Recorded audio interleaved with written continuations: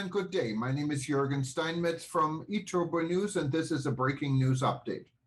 For more news updates and shows, please go to youtube.com/travel news group. youtube.com/travel news group.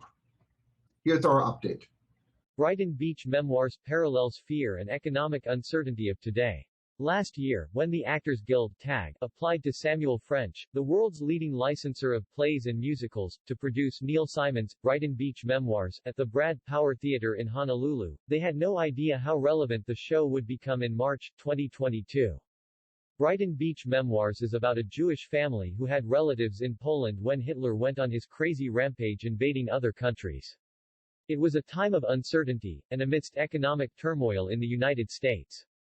Brighton Beach Memoirs is the first opus of a trilogy. It is a semi-autobiographical of Neil Simon's teenage years in New Jersey. I had never seen this play, despite being a theater critic for 20 years. I assumed Brighton Beach was the one I go to in England, where King George IV built his royal pavilion. It turns out this Brighton Beach is a neighborhood in Brooklyn, also known as Little Odessa, due to its influx of Jewish refugees from Odessa, Ukraine, and its environs, after the Soviet Union persecuted them. My last visit to TAG was during the turn of the millennium when Fran and Wayne Ward presented America, a Patchwork Quilt. Most productions over the past 2 decades have been directed by artistic director Brad Powell, and now the theater bears his name. I like the Brad Powell Theatre for its intimate ambiance, the same reason why I prefer London's West End over 42nd Street theatres. Since my old boyfriend was part of the Nederlander family, I was fortunate to have opportunities to see plays in many different venues, and the intimate settings were always my favorite.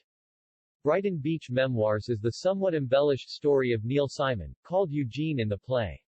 Eugene portrayed by Mickey Grau, who played Zach in 8 episodes of the television series, Lost.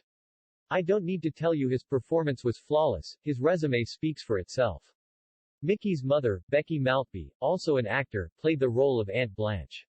The comedy was directed by Joyce Maltby, and the assistant director was Melinda Maltby. One can conclude there is a shipload of talent in the Maltby family. Mickey's dad is Dennis Grau, who was the band leader for Don Ho. Do Ho is the reason why I live in Hawaii. I used to come home from school every day at noon and watch the Don Ho Show on ABC, which aired 1976 to 1977. During those cold winter months in Indiana, especially when it was way below zero, I swore to myself, by hook or by crook, one day I would live in Hawaii. And by golly, I made my dream come true. Eugene, in Brighton Beach Memoirs, is about the same age I was when I was watching Don Ho. Eugene is passionate about what he wants to be when he grows up. Eugene's family lives in a lower-middle-class neighborhood.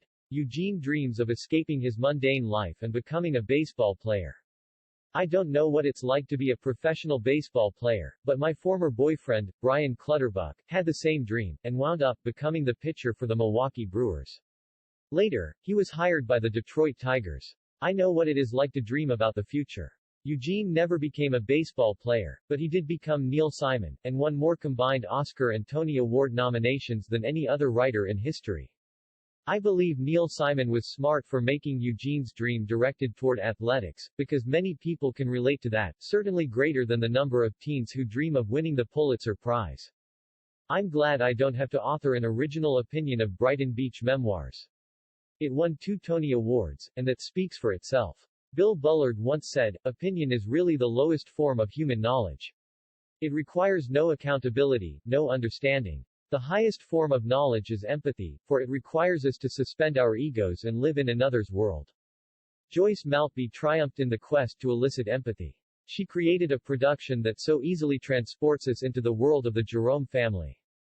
Although I have never experienced poverty, Joyce shows us what it's like to be poor, infusing dignity and compassion into the schema, as Kant would call it. The actors made the story come to life, with a narrative so perfectly written that anyone could have empathy for the fears this Jewish family faced during the era of Hitler and the Great Depression. I will never read a playbill beforehand, because I don't want it to bias my reaction to a performance.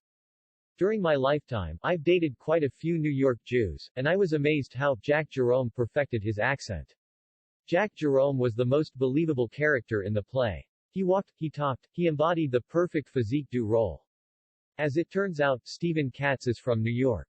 This tag production parallels, almost eerily, with the Russian invasion of Ukraine. We see the Jeromes worry for their relatives in Eastern Europe. In those years, there was no television or internet to show us what was happening day by day. Now, the whole planet is bracing itself, wondering if the Ukraine invasion is going to beget World War III. After the performance, there was a delightful afterglow in the Grand Hall of the Dole Cannery Center. Our friend, Robert Canino, who is a volunteer with TAG, sat with us and gushed how much he loves working for the Brad Powell Theater. It was his idea for us to attend Brighton Beach Memoirs, and we know he has good judgment. In 1983, Neil Simon became the only living playwright to have a New York theater, the Neil Simon Theater, named to his honor, after 17 Tony nominations and 3 wins. At one point, he had 4 successful shows running on Broadway at the same time. It is a requisite to see a Neil Simon play, simply as a matter of knowing American culture. This performance fits the bill, or playbill, should I say. The Brad Powell Theater is easy to reach from Waikiki. Bus Route 20 stops right in front of the theater. TAG is a 501(c)(3) federally recognized nonprofit organization. More news about the theater. #Eden #Theater #Brighton Beach Memoirs.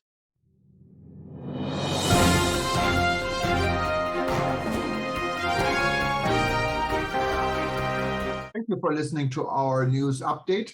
There's more on youtube.com/travel news group, or you can read us, of course, in going to our news portal at eTurboNews.com or travelnews.online.